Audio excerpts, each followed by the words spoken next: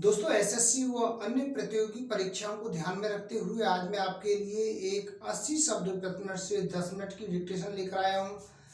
Dictation में दिए गए जितने भी कठिन शब्द हैं पहले मैं आपको उनकी आउटलाइन बना के बताऊंगा, उसके बाद मैं आपको डिक्टेशन बोलूंगा इसी वीडियो में। यदि आपकी किसी कारण से स्पीड नहीं बन पा रही है, गलतियां काफ़ी आ रही हैं, तो आप हमारी ऑनलाइन क्लासेस ज्वाइन कर सकते हैं और गलतियों को कम कर सकते हैं और स्पीड को बढ़ा सकते हैं। ऑनलाइन क्लासें आपको कैसे ज्वाइन करनी है, इसके लिए मेरे कॉन्टैक्ट नंबर 9756825983 पर कॉन्टैक्ट करके आप जानकारी प्राप्त कर सकते हैं। अब मैं पहले इन जो आउटलाइनों को बना के बता रहा हूँ इन शब्दों की, उसके बाद में आपको डिक्टेशन बोलूंगा इसी वीडियो में। सबसे पहला है सभापति महोदय। इस प्रकार लिखेंगे सभापति महोदय। इसके बाद में है गौरवमयी। गौरवमयी हो गया गौरवमयी।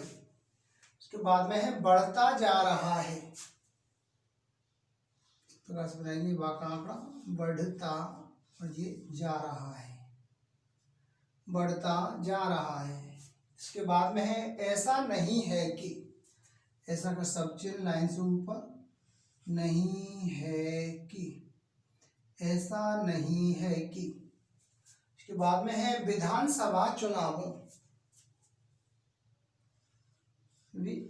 विधानसभा चुनावों बहुवचन हो गया है, विधानसभा चुनावों। इसके बाद में है बहस हो चुकी है। बहस और ये हो चुकी है, बहस हो चुकी है। इसके बाद में है Lok Sabha seat. Lok Sabha seat, Lok Sabha seat. इसके बाद में है यह कहा गया था कि, यह का सब चिन्ह लाइन से ऊपर, यह कहा गया था कि, यह कहा गया था कि। इसके बाद में है भ्रष्टाचार कर रही है। ऐसे बनाएंगे भ्रष्टाचार कर रही है, ये हो गया भ्रष्टाचार कर रही है। इसके बाद में है भारतीय लोकतंत्र।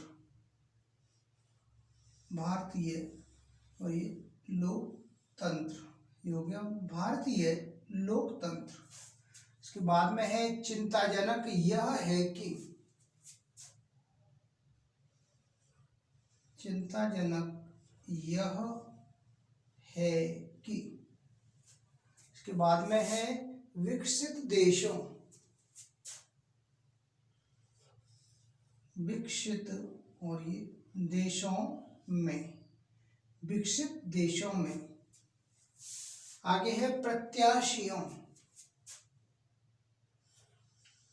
प्रत्याशियों बहुवचन हो गया प्रत्याशियों। इसके बाद में है राजनीतिक दल।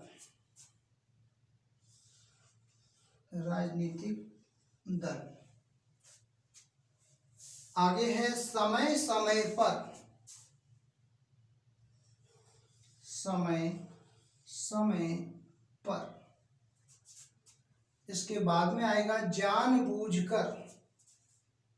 जा का आंकड़ा जानबूझकर, ये हो गया जानबूझकर। इसके बाद में है रिजर्व बैंक। रिजर्व और ये बासे इसको काट देंगे, ये हो गया बैंक, ये हो गया रिजर्व बैंक। ये जा का आंकड़ा है रिजर्व बैंक। लास्ट में है विपक्षी दलों।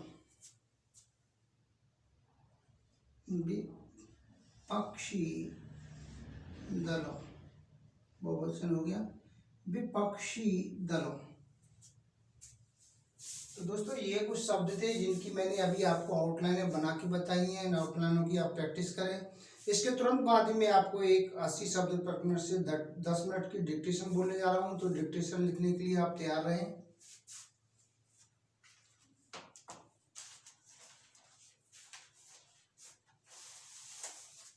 रेडी।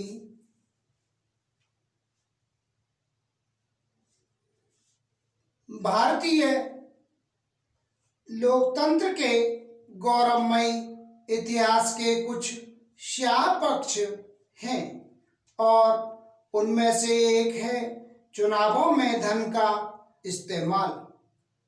चिंताजनक यह है कि चुनावों में धन का इस्तेमाल बढ़ता जा रहा है।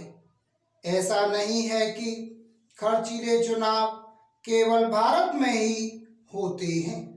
चुनाव प्रक्रिया अन्य अनेक देशों में भी खासी महंगी है, लेकिन ऐसे देशों और खासकर विकसित देशों में चुनावी चंदे की प्रक्रिया कहीं अधिक पारदर्शी है। इसके चलते इन देशों में राजनीतिक दल और प्रत्याशियों पर ऐसे आरोप बहुत कम लगते हैं कि उन्होंने चुनाव लड़ने के लिए काले धन या बिना हिसाब किताब वाले पैसे का इस्तेमाल किया। भारत में ऐसा नहीं है, क्योंकि अपने यहाँ चुनावों में पैसे की भूमिका बढ़ती जा रही है। इसलिए लोगों के मन में यह धारणा घर करती जा रही है कि राजनीति और चुनाव काले धन से संचालित हैं। ऐसा नहीं है कि चुनावी चंदे यानी धन की जरूरत केवल लोकसभा या विधानसभा चुनावों में ही पड़ती हो। यह जरूरत पंचायतों, स्थानीय निकायों और यहाँ तक कि छात्र संघ के चुनावों में भी पड़ती है। इस सच से सभी राजनीतिक दल भली भांति परिचित भी हैं। इस पर तमाम बार बहस हो चुकी है कि चुनावी चंदे की प्रक्रिया को पारदर्शी कैसे बनाया जाए। इस क्रम में समय समय पर जो कदम उठाए गए वे भी चंदे की प्रक्रिया को पारदर्शी नहीं बना सके। वैसे तो चुनाव लड़ने वाले प्रत्याशियों को अपने चुनावी खर्च का विवरण हलफनामे के जरिए देना पड़ता है, लेकिन सब जानते हैं कि यह केवल दिखावटी खाना पूरी होती है। तय सीमा से अधिक खर्च करने वाले प्रत्याशी दस्तावेजों में यही दिखाते हैं कि उन्होंने उतना ही पैसा खर्च किया जितने की अनुमति है।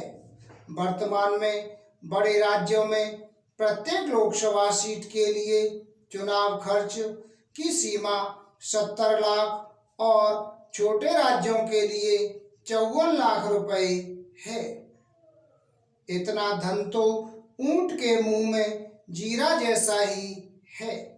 आमतौर पर विधानसभा और लोकसभा चुनावों में औसत प्रत्याशी करोड़ों रुपए खर्च करते हैं, लेकिन समाजवादी सोच के तहत जानबूझकर यह दिखाने की कोशिश की जाती है कि वे कम पैसे में चुनाव लड़ लेते हैं। 2 वर्ष पहले चुनावी चंदे को पारदर्शी बनाने के लिए चुनावी बॉन्ड की व्यवस्था बनाई गई। हालांकि इस व्यवस्था का निर्माण होने के समय ही सरकार की ओर से यह कहा गया था कि यह पूरी तौर पर पारदर्शी नहीं, लेकिन अब उसे लेकर एक विवाद खड़ा हो गया है। इस विवाद का कारण विपक्ष का यह आरोप है कि इस व्यवस्था का लाभ सत्ताधारी दल यानी भाजपा को मिल रहा है। इस आरोप के साथ रिजर्व बैंक की उस आपत्ति का भी जिक्र किया जा रहा है जो उसकी ओर से चुनावी बॉन्ड को लेकर जताई गई थी। सरकार का तर्क है कि रिजर्व बैंक की आपत्तियों का जवाब देकर उन्हें खारिज कर दिया गया था, लेकिन विपक्ष इससे संतुष्ट नहीं। रिजर्व बैंक की आपत्ति पर हैरानी नहीं, क्योंकि खुद चुनाव आयोग का भी यह मानना था कि चुनावी बॉन्ड में कुछ खामियां हैं। चुनावी बॉन्ड में के मामले में विपक्ष के आरोपों की सच्चाई जो भी हो, इससे इनकार नहीं कि चुनावी बॉन्ड की योजना को बेहतर बनाने की गुंजाइश का जिक्र खुद यह योजना जारी करते समय तत्कालीन वित्त मंत्री अरुण जेटली ने किया था। उन्होंने कहा था कि अगर उपयुक्त सुझाव आए तो उन्हें इस योजना का हिस्सा बनाया जाएगा। अपने देश में आमतौर पर लोग अपने अपने राजनीतिक रुझान के तहत राजनीतिक दलों को चंदा देते हैं और इसे सार्वजनिक करने में उन्हें कोई समस्या भी नहीं होती। लेकिन बड़े उद्यमी और कंपनियां राजनीतिक दलों को चंदा देते समय यह जाहिर करने से बचती हैं कि उन्होंने किसको कितना चंदा दिया। उन्हें भय होता है कि उनका नाम उजागर होने से वे राजनीतिक दल उन्हें निशाना बना सकते हैं जिन्हें उन्होंने चंदा नहीं दिया होगा। उनकी इसी परेशानी को देखते हुए चुनावी बॉन्ड योजना में उनका नाम गोपनीय रखने की व्यवस्था की गई। इस बॉन्ड को खरीदने वालों की जानकारी सार्वजनिक नहीं होती, लेकिन बैंक को यह जानकारी रहती है कि किसने किसको चुनावी बॉन्ड के जरिए कितना चंदा दिया। जिस समय चुनाव बॉन्ड वाली व्यवस्था चालू हुई तब वैसा कोई शोर विपक्षी दलों ने नहीं मचाया जैसा बीते दिनों संसद में मचाया गया। कांग्रेस की माने तो चुनावी बॉन्ड योजना के जरिए सरकार भ्रष्टाचार कर रही है। इस पर भाजपा का कहना है कि इस योजना का विरोध वही लोग कर रहे हैं जिन्हें वर्षों से भ्रष्ट तौर तरीके से राजनीति करने की आदत लगी हुई है। सच्चाई जो भी हो, इस मामले में आरोप प्रत्यारोप उछालने से बात बनने वाली नहीं है। Full stop. तो दोस्तों ये थी हमारी 80 शब्द प्रति मिनट से 10 मिनट की डिक्टेशन। दोस्तों आपको हमारा वीडियो कैसा लगा, वीडियो के नीचे कमेंट बॉक्स में लिखकर जरूर भेजिएगा। एक नए वीडियो के साथ बहुत जल्दी फिर से हाजिर होंगे। तब तक के लिए जय हिंद, जय भारत।